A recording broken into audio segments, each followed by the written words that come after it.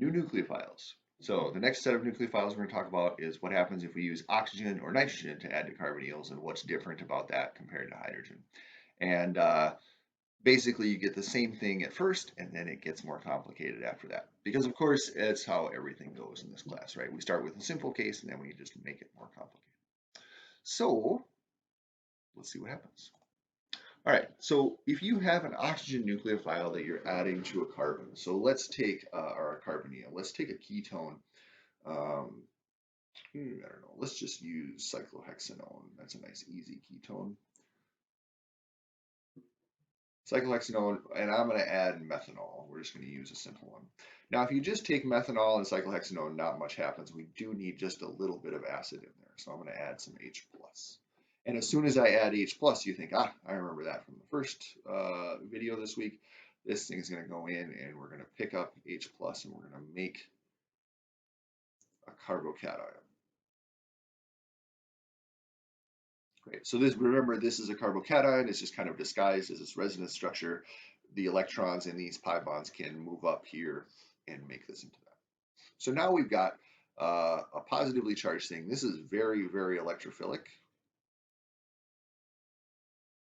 And so even if we have a poor nucleophile, which methanol is, this can react with a poor nucleophile. So fortunately, we have a poor nucleophile right here. So that poor nucleophile is going to react, and it's going to react with the carbon of the carbonyl, right? So the temptation is, hey, there's a positive charge over here, we should react that. We always, if we have a nucleophile, we always react with the carbon of the carbonyl. So this is going to come in, it's going to add to the carbon of the carbonyl. We're going to break the carbon-oxygen pi bond and put the electrons on the oxygen. Sound familiar? Hopefully. If it doesn't sound familiar yet, it will soon. Okay, so we add to the carbonyl carbon, we break the carbon-oxygen pi bond, we put the electrons on the oxygen, and that gives us the following result.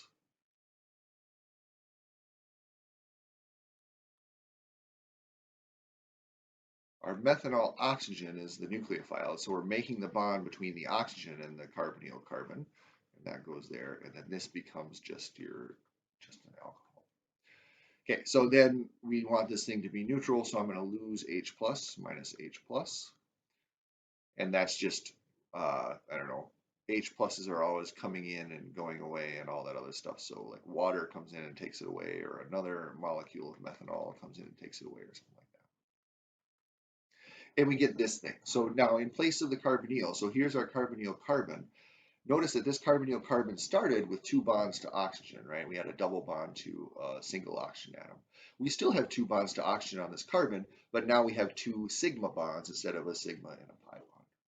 So this one, when you have a carbon with 2 sigma bonds to oxygen,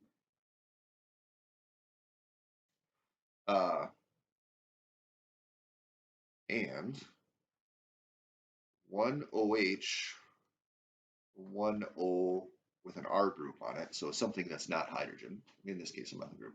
This is called a hemiacetal, which means it's a half acetal. We'll get to what an acetal is here very soon. But basically the hemiacetal means you've got 2 sigma bonds, carbon to oxygen, attached to the same carbon, and one of them is an OH group and one of them is an oxygen with something else attached to it. So we have OCH3. If you have 2 OH groups, so let's say that we did the same thing with water.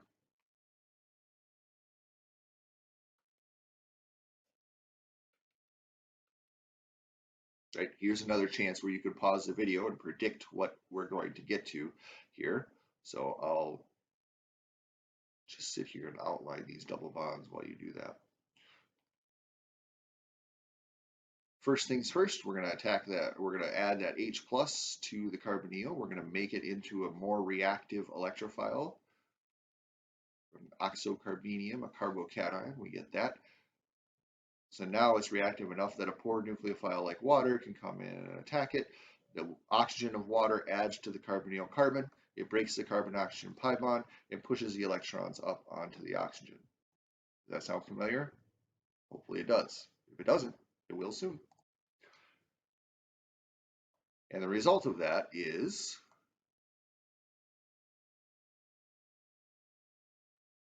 OH, and we have the water has been added over here, OH2 plus.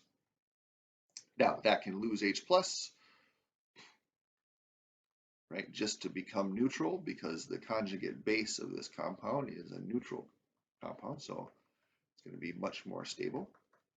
And now you have, again, we have a carbonyl, or we have a carbon with 2 sigma bonds to oxygen, only in this case we have 2 OHs, right? So in this case we have carbon with 2 sigma bonds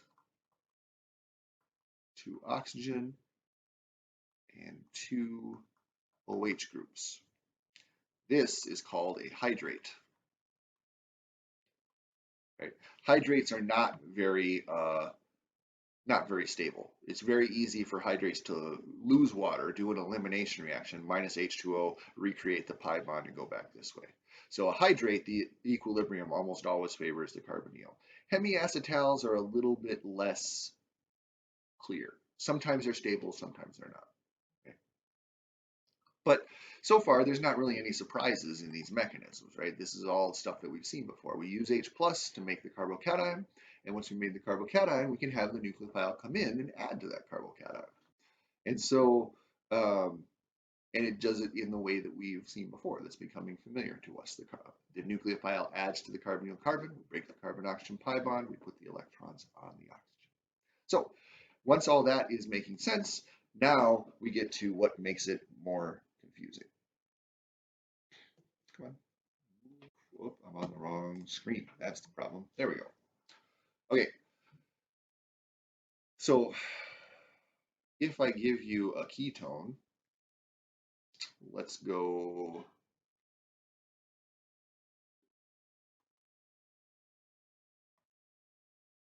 We'll use biphenyl.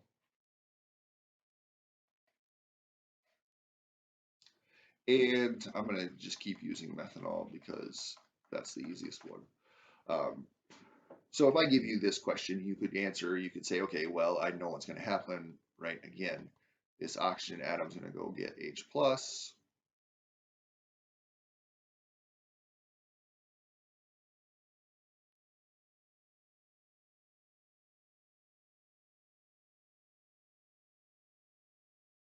Methanol is going to come in, the oxygen of methanol is going to come in and add to that carbonyl carbon. It's going to break the carbon-oxygen pi bond. It's going to push the electrons up onto the oxygen. Does that look familiar? I hope so. If not, will be soon. And then you get your hemiacetal. OH on this side, OCH3 on this side. Pretend that all those bonds meet in the middle there. Make this carbon a little bigger. There we go. And then we're going to lose H plus, minus H plus, and we get our hemiacetal. All right. So hopefully that's starting to look comfortable and familiar to you.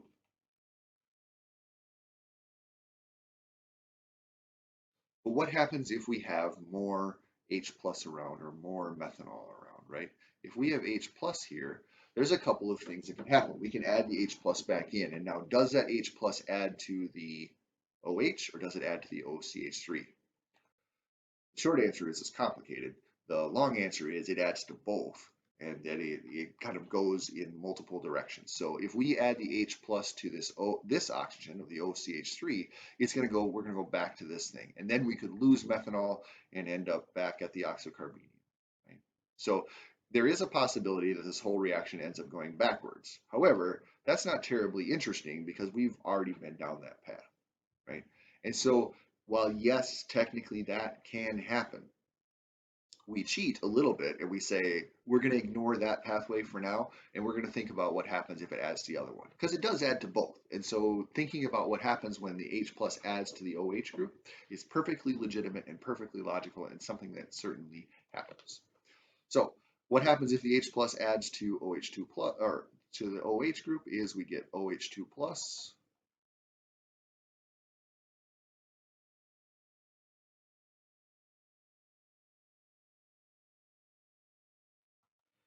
And what do we think about OH2 plus? That's a good leaving group, right? And so it's very easy for this group to leave. In fact, if it leaves, it will make another oxocarbenium. It'll make a carbocation here that has this stabilization of the oxygen lone pairs here. So I'm going to combine, whoop, I'm not going to do that. I'm going to combine those two steps, if I can get my pen to do what I want it to do.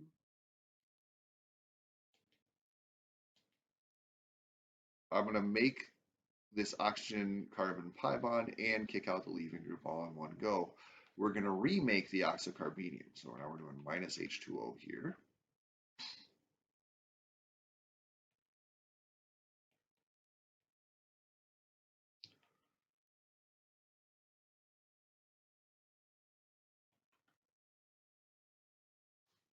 And then now, of course, this is reactive. We have an oxocarbenium just like we had up here. Oxocarbenium, oxocarbenium. And so where do we go from here? Of course, now we bring in whatever nucleophile we have around. In this case, we have more methanol that's around.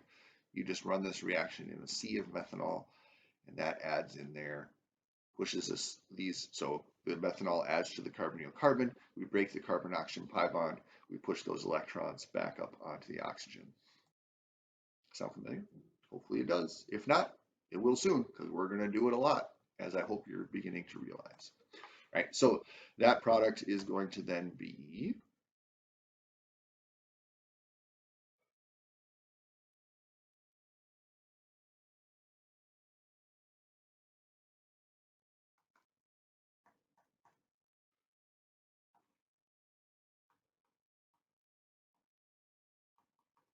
this one, and which is very close to, now we just need to lose H plus. We're almost at the end, which is good because I'm running out of space. We lose H plus and we end up with OCH3 here. We end up with OCH3 here. So notice our carbonyl carbon has once again gone from being a carbon-oxygen double bond to having single bonds to two different oxygens, right? So now we've got a carbon. Where's my, lost my marker. Oh no. Where'd you go? There we are. Okay. We have a carbon with two sigma bonds to oxygen. Right? And each of them is, we have two OR groups. Right, so the R group being some carbon group. So we have a methyl group in this case. This is called an acetal. So what we have is we have three different things that can happen, right? If we start with a ketone, I'm just going to do a generic ketone here, R, carbonyl, R, and we treat it with water at H+, we can make the hydrate, OH, OH, R, right? Hydrate.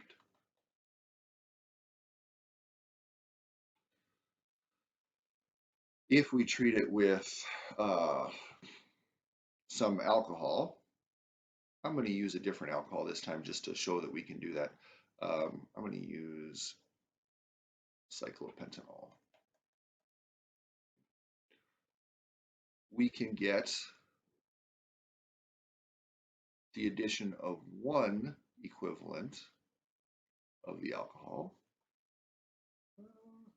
right? And that is a hemiacetal. Or if it keeps going and we add multiple equivalents, we can get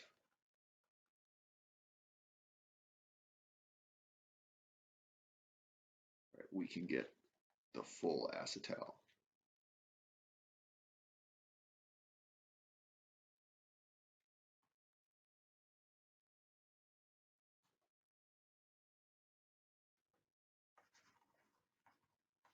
Okay, so these three products of ketone plus alcohol,